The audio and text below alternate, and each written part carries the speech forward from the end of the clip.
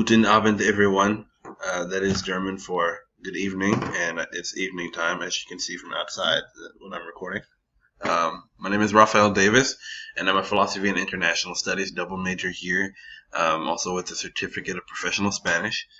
My motivation to learn more about intercultural communication um, is basically that I've been in a lot of environments internationally where many different languages are being spoken and different cultures were interacting with one another, but the context for understanding each other was not fully there. So the French have different habits than the Austrians, than the Americans, and the Italians, and not having that training to be able to think about intercultural communication provided communication barriers, especially in the classroom or professional setting.